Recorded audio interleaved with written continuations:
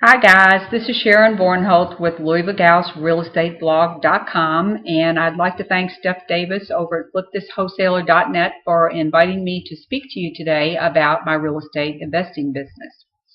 I have been investing in real estate since 1998, and like most folks, I did it part-time initially. I had a home inspection business for 17 years, and it was not until January of 2008 that I quit that business and became a full-time real estate investor. My primary strategy is wholesaling, and I invest right here in Louisville, Kentucky, where I live. So how do I find my deals? Well, primarily I find my deals through direct mail marketing. It is by far the best source of leads that I have. I've done direct mail for many years in the other business and in this business, and it brings you a steady stream of qualified leads. The thing you need to remember about direct mail is that you have to continue to mail these folks for just about ever. My rule is that I mail them until I buy the house, until somebody else buys the house, or until they ask me to take them off the list, which rarely happens. So it's not really unusual to get a call after a couple of years to buy a house. So that's my number one strategy. But I also use handwritten bandit signs. Thanks to Steph for that tip. I'd always used pre-printed signs prior to hearing about that. And they seem for me to work much better than the pre-printed signs. So I use the handwritten signs. I have put ads on Craigslist. I have found a fair number of deals in my RIA group, especially in the beginning when I was rehabbing and was doing some buy and hold real estate, doing some landlording. There's a lot of folks in there that are wholesalers that you can buy deals from. So it's a good place to find deals. And certainly you should belong to your real estate, your RIA group, because it's just a great place to learn. One thing that I'm trying that is new to me, and my sign should be in probably within the next week, I've ordered a big vehicle sign, a magnetic sign, to put on my daughter's cute little red Dodge Dakota pickup truck. Now we've ordered it so that it's going to pretty much cover the whole tailgate of the truck. So it's approximately 2 foot by 4 foot or thereabouts, and it'll just say "We buy houses cash," and it will give the phone number. And I'm going to use a Google Voice number for that so that I can know for sure where that lead came from. But it'll be interesting to see how that comes out, because she drives a fair amount each day, and she parks her truck in a very visible area near a major road. So that's kind of how I find my deals. Now, finding buyers is much a similar strategy. I find a lot of my buyers through my local RIA group. I took the time and put every one of those folks in my database. So whenever I have a house, I send it out to that group. I also post it around on Postlets and Craigslist and all of the different avenues where you can post your deals. And if I've added some buyers to my buyers list through those means. Now, they don't necessarily buy the house that I have listed, but I've added some really repeat buyers to my list from those methods.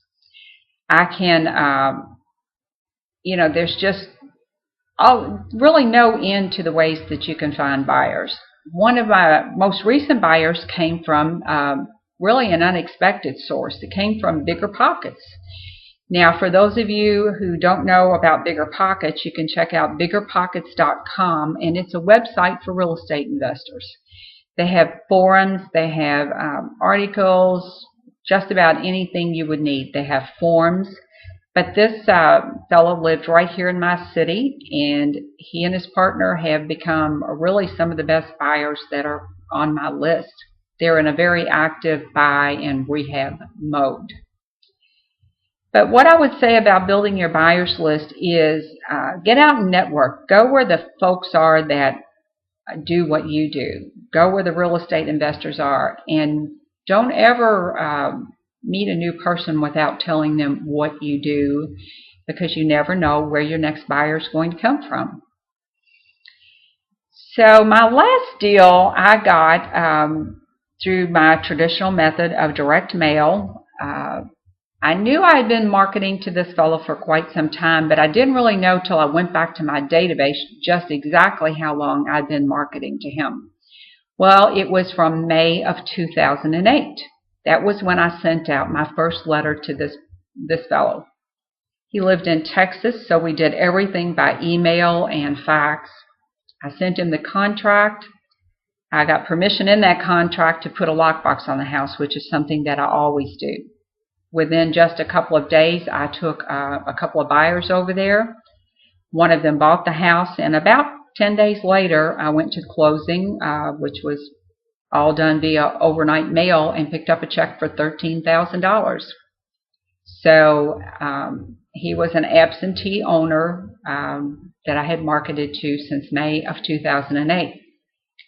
Now, I just finished putting together a short sale package, which is something that I don't normally do, but another fellow that I've been marketing to for about the same length of time since spring of 2008 called me and just practically begged me to look at his house and buy this house. Back when I first started marketing to him, he had a tenant in there. He was happy. Everything was going great. But since that time, he's gotten in financial difficulties. The house is going into foreclosure. The bad news for him is that the tenant has not taken care of the house. There's ongoing water leaks and mold in the house. The good news for me is the tenant hasn't taken care of the house and there's mold in the house.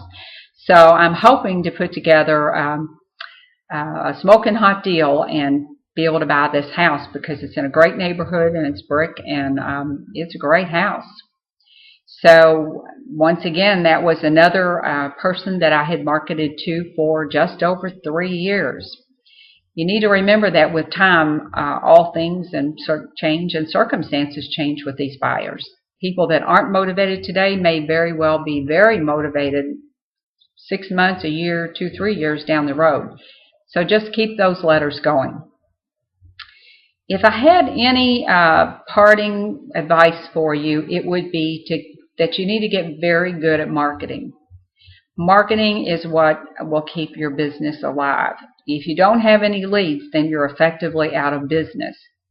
I would encourage everyone to try direct mail, but whatever strategies you choose for getting those leads in the door, set aside some time every day, even if you have a full-time job. My recommendation is 1 hour a day, and you could do that all day on Saturday. It doesn't really matter. But set that time aside, do your marketing, employ several strategies, and you will get those leads in the door. It's a cumulative effect, but it pays off in big time in rewards to you. Put some ads on Craigslist. Put yourself out there. Network with people that do what you do. So once again, this is Sharon Vornholt with Louisville Gals Real Estate Blog, and feel free to leave me any questions that you have below, and I will do my best to answer them. Thanks again.